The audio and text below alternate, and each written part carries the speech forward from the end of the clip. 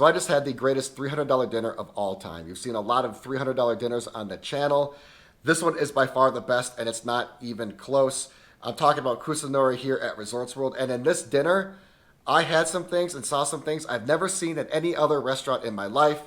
Today I'm going to talk about that. I'm going to go over the menu, the food, the experience. I'm going to show you the restaurant and let you know why this is the greatest $300 dinner of all time. When you walk up to it, it really isn't that impressive aesthetically. I mean, it is a beautiful restaurant, but it's not going to wow you with its luxury like you're going to get at some other high-end places, especially here at Resorts World. But trust me, it's what's on the inside that is so special. The origami suspended from the ceiling is such a classy and cool touch. I am fascinated by origami. This is something I can't recall seeing in any restaurant, and I think it is oh so cool, with the spotlight sharks that kind of act as a walkway into the dining room area. As always, I find a comfortable spot to sit at the bar.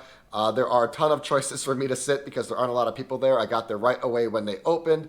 I take a look at the cocktail menu, and one drink stands out. It is the Cherry Blossom. This is a gin drink, and it is complemented with aloe, dragon fruit, ginger, syrup, and lime. This is one of the most simplistic yet beautiful drinks that you're going to get here at Resorts World. The color on it is stunning with its pink. I think it's perfectly garnished, and also I think the glassware is an appropriate choice. Again, simple yet beautiful, and of course it was delicious. Appetizer number one are the greatest oysters of all time. Now that's a big statement. If you know me, I'm a huge oyster guy. You don't see them on the channel much anymore because they get repetitive, and also I only eat three types of oysters, and I eat the three best, in my opinion. I eat Kumamoto, I eat Kushi, and I eat Kumyai. If they're not one of those three, I never order them. These are called Shigoku oysters, and I've never heard of them before, and the bartender said it's the only oyster this chef will ever eat or serve. He says they're just the best, and if he can't get them, he's not going to do anything else. So for the chef, it is Shigoku oysters or bust. They have the texture of the Kushi and the flavor of the Kumamoto. The presentation and the experience was out of this world with the dry ice and of course the gold flake on the oysters. This dish right here was worth the trip to the restaurant in itself. I would have been more than happy just to leave after these oysters. Absolutely the greatest oysters of all time. Appetizer number two is a cucumber salad. I always like to do something like a cucumber or a seaweed salad when I'm at a Japanese place. I think it just kind of warms up my palate. This cucumber salad was unbelievable. It is very misleading because it doesn't look that big, but it was quite filling.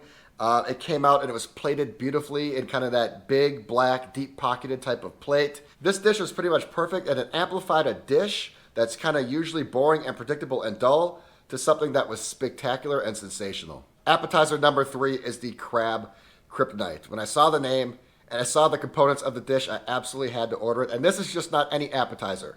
There are a ton of shareable plates, warm appetizers, cold appetizers. There's a whole page of appetizers on this menu, but the chef only has three signature appetizers. These are the three appetizers he puts the most emphasis on. The presentation was really unique as it was kind of hovering above the dish.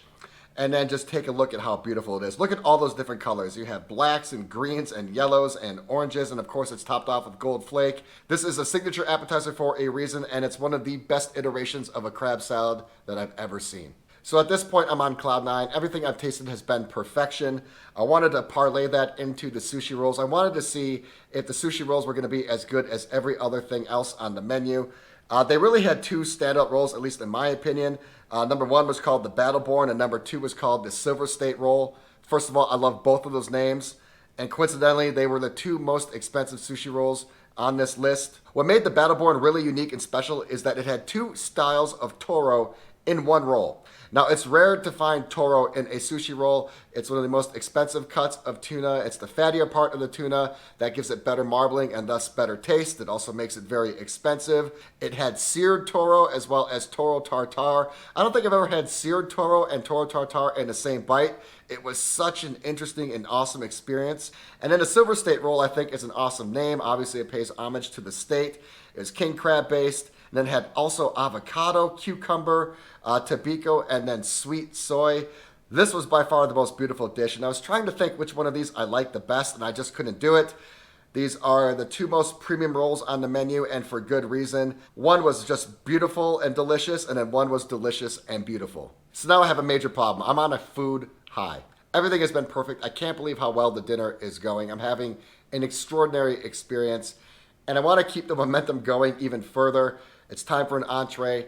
And of course, I wanted to do a steak. Now, they have a lot of different types of steaks on the menu. They have a traditional steak, and then they have some specialty high-end steaks. They had an A5 Japanese Wagyu strip loin.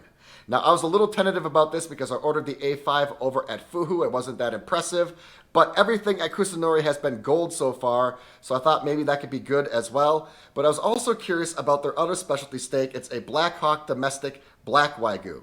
Now, I really couldn't make up my mind, so they wanted to help me make my choice, so they brought over the steaks to me tableside so I could kind of inspect them and take a look at them.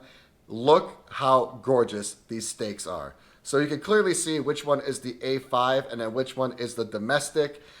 The A5 was stunning with all the marbling.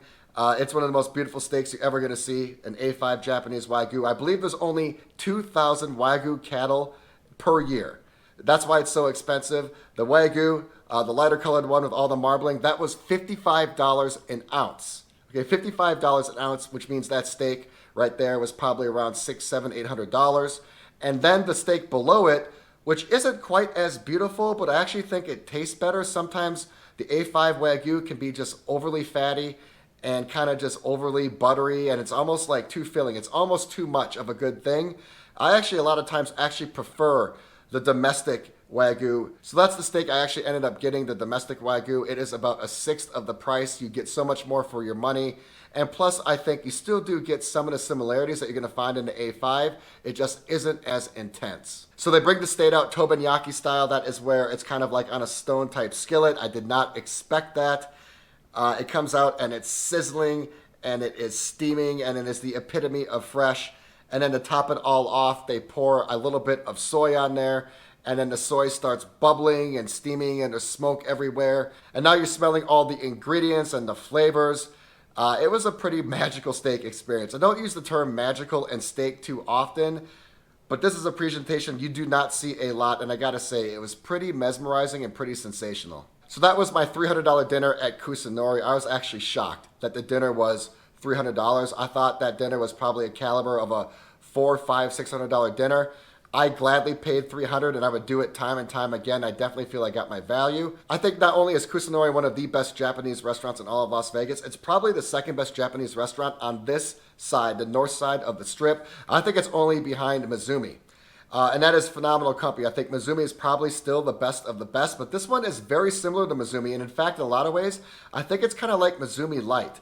Has a lot of the same menu items, has a lot of the same type of quality of food.